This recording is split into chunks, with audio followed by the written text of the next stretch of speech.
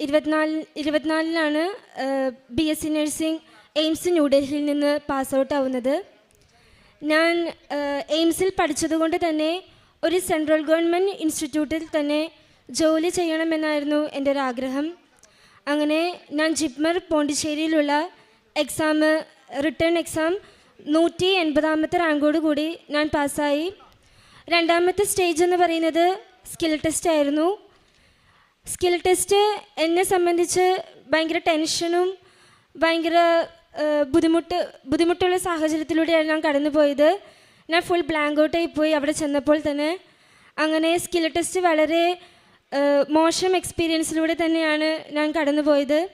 ഞാൻ തിരിച്ച് വീട്ടിൽ വന്ന് എനിക്ക് ഭയങ്കര സങ്കടമായി.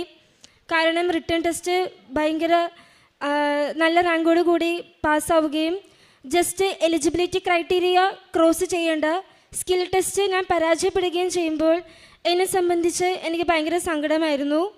അങ്ങനെ എൻ്റെ മമ്മി പറഞ്ഞു ഓൺലൈൻ ഉടമ്പടി എടുക്കാൻ. ഞാൻ ഓൺലൈൻ ഉടമ്പടി എടുത്തു. കാരണം എന്താണെന്ന് വെച്ചാൽ ഞാൻ എയിംസിൽ നിന്ന് പാസ് ഔട്ട് ചെയ്തുകൊണ്ട് തന്നെ എയിംസിൽ പഠിച്ച് ഇറങ്ങിയവർക്ക് അവിടെ കോൺട്രാക്ച്വൽ ജോബിന് അപ്ലൈ ചെയ്യാമായിരുന്നു. ആ ആഴ്ച തന്നെ എനിക്ക് തിരിച്ച് ഡൽഹിയിലേക്ക് പോകേണ്ടത് കൊണ്ട് ഞാൻ ഓൺലൈൻ ഉടമ്പടി എടുത്താണ് ഞാൻ ഡൽഹിയിലേക്ക് പോയി കോൺട്രാക്ച്വൽ ജോബിന് ഞാൻ ജോയിൻ ചെയ്യുന്നത്. പക്ഷേ ഞാൻ അവിടെ ചെന്ന് എനിക്ക് ഉടമ്പടിയിലുള്ള ജീവിതപ്രകാരം എനിക്ക് ജീവിക്കാനൊന്നും സാധിച്ചില്ല. ഞാൻ നന്നായി ഉഴപ്പിയെന്ന് ഞാൻ പറയാം. അങ്ങനെ ജോലിയും അടുത്ത എയിംസിലേക്കുള്ള എൻട്രൻസ് എക്സാമിന് വേണ്ട പഠനവും രണ്ടും കൂടി മാനേജ് ചെയ്യാനായിട്ട് എനിക്ക് സാധിച്ചില്ല. ഞാൻ അങ്ങനെ ജോബ് റിസൈൻ ചെയ്തു. ഞാൻ തിരിച്ച് നാട്ടിൽ മെയ്യിൽ വന്നു. ആ ആഴ്ചയിൽ തന്നെ ഞാനും മമ്മിയും ഇവിടെ വന്ന് തീർത്ഥാടന ഉടമ്പടി എടുക്കുകയുണ്ടായി. 2025 മെയ് 26 ഞാൻ തീർത്ഥാടക ഉടമ്പടി എടുത്തു. അങ്ങനെ തീർത്ഥാടക ഉടമ്പടി എടുത്തതിന് ശേഷം എന്നിൽ വന്ന മാറ്റം എന്ന് പറയുന്നത് ഞാൻ ദിവസേന ദിവ്യബലി കൂടും. പിന്നെ രാവിലെ 5:30 പ്രാർത്ഥന മുടങ്ങാതെ ഞാൻ ചെല്ലും. അച്ഛൻ്റെ ഡെയിലി ബ്രെഡ് ഞാൻ എന്നും കേൾക്കും. അങ്ങനെ ഒരു ദിവസം ജോസഫ് അച്ഛൻ ഡെയിലി ബ്രെഡിൽ പറഞ്ഞു, ജോലിക്ക് വേണ്ടി പ്രാർത്ഥിക്കുന്ന മക്കളിൽ ഇന്ന് 43ാമത്തെ ദിവസം നിങ്ങൾക്ക് ഒരു വെളിച്ചം തരുമെന്ന് ഒരു ഡെയിലി ബ്രെഡിൽ അച്ഛൻ പറയുകയുണ്ടായി. ഞാൻ ഭയങ്കരമായിട്ട് പ്രാർത്ഥിച്ചു. ഞാൻ വചനങ്ങൾ തിരുവചനം ബൈബിള് ഞാൻ എല്ലാ ദിവസവും എന്നെക്കൊണ്ട് പറ്റാവുന്ന രീതിയിൽ, കാരണം ഞാൻ മൊബൈലിൽ ഡൗൺലോഡ് ചെയ്തിട്ടുണ്ട് ബൈബിള്. എനിക്ക് കിട്ടുന്ന സമയം ഞാൻ പഠിക്കുന്ന സമയത്തൊക്കെ എനിക്ക് ടെൻഷനൊക്കെ വരുമ്പോൾ ഞാൻ ബൈബിൾ എടുത്താണ് ആദ്യം വായിക്കുന്നത്. അങ്ങനെ എയിംസിൻ്റെ എൻട്രൻസ് എക്സാം 2 സ്റ്റേജായിട്ടാണ്. ഒന്ന് പ്രിലിമിനറി എക്സാമും 2 മെയിൻസ് എക്സാമും. എനിക്ക് 2 എക്സാമിനും എനിക്ക് കിട്ടിയത്, ഞാൻ മാതാവിനോട് ഭയങ്കരമായിട്ട് പ്രാർത്ഥിച്ചിരുന്നു, എനിക്ക് എക്സാമിന് പോകുമ്പോൾ നീ എനിക്കൊരു അടയാളം കാണിച്ചു തരണമെന്ന്. അങ്ങനെ എൻ്റെ 2 എക്സാമിൻ്റെ സെൻറ്ററും മാതാവിൻ്റെ പേരിലുള്ള സെൻറ്ററായിരുന്നു. അങ്ങനെ പ്രിലിമിനറി എക്സാം നല്ല പെർസെൻറ്റേജോട് കൂടി എനിക്ക് പാസ്സാവാൻ സാധിച്ചു. ആ ഒരാഴ്ചയ്ക്കുള്ളിലാണ് മെയിൻസ് എക്സാം വരുന്നത്. മെയിൻസ് എക്സാമിൻ്റെ സമയത്ത് എനിക്ക് മൊത്തം എൻ്റെ ഫുൾ ടോപ്പിക്സ് ഒന്നും കവർ ചെയ്യാനുള്ള ടൈം കിട്ടിയില്ല. എങ്കിൽ പോലും എന്നെക്കൊണ്ടാവുന്ന രീതിയിൽ ഞാൻ നന്നായിട്ട് പ്രിപ്പയർ ചെയ്തു.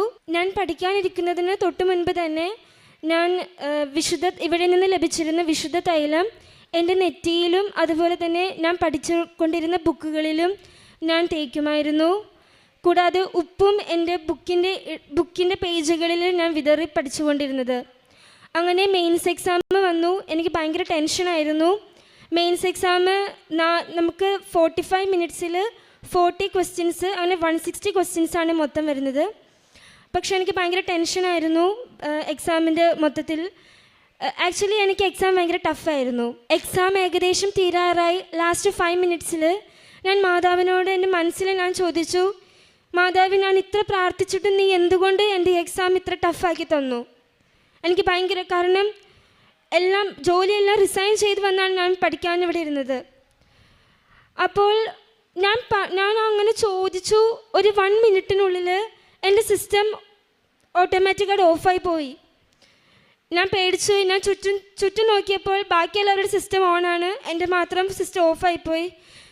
എൻ്റെ പേടി എന്താണെന്ന് വെച്ചിട്ടുണ്ടെങ്കിൽ ഞാൻ ചെയ്ത 160 ക്വസ്റ്റ്യൻസും സേവ് ചെയ്തത് പോയിട്ടുണ്ടാകുമോ, അതായിരുന്നു എൻ്റെ ആകെയുള്ള ടെൻഷൻ. ഒരു 10 to 15 സെക്കൻഡ്സ് കഴിഞ്ഞപ്പോൾ എൻ്റെ സിസ്റ്റം ഓണായി. ദൈവഭാഗ്യത്തിൽ വേറെ ഒരു കുഴപ്പവും ഉണ്ടായിരുന്നില്ല. പക്ഷേ എക്സാം ടഫ് ആയതുകൊണ്ട് തന്നെ എനിക്ക് ഭയങ്കര സങ്കടമായിരുന്നു. ഞാൻ വീട്ടിൽ വന്ന് പറഞ്ഞു പ്രതീക്ഷയൊന്നും വേണ്ട. അങ്ങനെ ഒരാഴ്ചയ്ക്കുള്ളിൽ എൻ്റെ റിസൾട്ട് വരികയായി. റിസൾട്ട് വന്നപ്പോൾ എനിക്ക് വലിയ ഹോപ്പൊന്നും ഉണ്ടായിരുന്നില്ല, വീട്ടുകാർക്കായിരുന്നു മൊത്തം ഹോപ്പ്. ഞാൻ അന്ന് വൈകിട്ട് പള്ളിയിൽ പോയി വിശുദ്ധ കുർബാന കഴിഞ്ഞ് തിരിച്ച് ഞാൻ വന്നപ്പോൾ എൻ്റെ മൊബൈലിൽ ഒരു 10-20 മിസ് കോള്. എൻ്റെ ഫ്രണ്ട്സ് എല്ലാവരും വിളിച്ച് ചോദിക്കുന്നു എങ്ങനെയുണ്ട് എക്സാം. എനിക്ക് റിസൾട്ട് നോക്കാൻ പേടിയായിരുന്നു. ദൈവത്തിൻ്റെ ഒരു അനുഗ്രഹത്താൽ ഞാൻ റിസൾട്ട് നോക്കി. എനിക്ക് വളരെ നല്ലൊരു റാങ്ക്. ഞാൻ ജനറൽ കാറ്റഗറി ആയതുകൊണ്ട് തന്നെ ജനറൽ കാറ്റഗറിയിൽ ഇത്ര റാങ്കിനുള്ളിൽ കയറിയാൽ മാത്രമേ നമുക്ക് പോസിബിലിറ്റി ഉള്ളൂ ഒരു ജോലി ലഭിക്കുക എന്നുള്ളത്. വേറെ റിസർവേഷനൊന്നും ഇല്ലാത്തതുകൊണ്ട് തന്നെ അതിൽ എനിക്ക് ഭയങ്കര ടെൻഷനായിരുന്നു. പക്ഷേ എനിക്ക് ഭയങ്കര നല്ല റാങ്കും എൻ്റെ റാങ്കിൽ 7 എന്ന ഉള്ള ഒരു നമ്പറും കൂടി ഉണ്ടായിരുന്നു. അത് കണ്ടപ്പോൾ തന്നെ ഇത് മാതാവ് എനിക്ക് തന്നതാണ് എന്ന വിശ്വാസം എനിക്ക് വന്നു. അങ്ങനെ ഞാൻ എൻ്റെ ഓപ്ഷൻസ് എല്ലാം ചൂസ് ചെയ്തു. ഡൽഹിയിൽ പഠിച്ചതുകൊണ്ട് തന്നെ തിരിച്ചെനിക്ക് ഡൽഹിയിലേക്ക് പോകാൻ താല്പര്യമില്ലായിരുന്നു. അവിടുത്തെ സിറ്റുവേഷൻസും കാര്യങ്ങളൊക്കെ എനിക്കറിയാം. വീടിനോട് കൂടുതൽ അടുത്ത് സൗത്ത് ഇന്ത്യയിലുള്ളൊരു എയിംസ് ചൂസ് ചെയ്യാനായിരുന്നു എൻ്റെ ഒരു ആഗ്രഹം. അങ്ങനെ ഞാൻ വെച്ചതിൽ എൻ്റെ 3rd ഓപ്ഷനായ എയിംസ് മംഗളഗിരി, അതായത് ആന്ധ്രയിലുള്ള എയിംസ്, എനിക്കിഷ്ടപ്പെട്ട ഒരു എയിംസ് ആയിരുന്നു. എനിക്ക് അവിടെ നിന്നും എനിക്ക് ഓഫർ ലെറ്റർ January 1 എനിക്ക് ലഭിച്ചു. ഈ വരുന്ന ഞായറാഴ്ച ഞാൻ ജോയിൻ ചെയ്യാൻ പോവുകയാണ്. ഇത്രയും തന്ന ദൈവത്തിനും തിരുക്കുമാരനും മാതാവിനും 1000 കോടാനുകൂടി നന്ദി പറയുന്നു.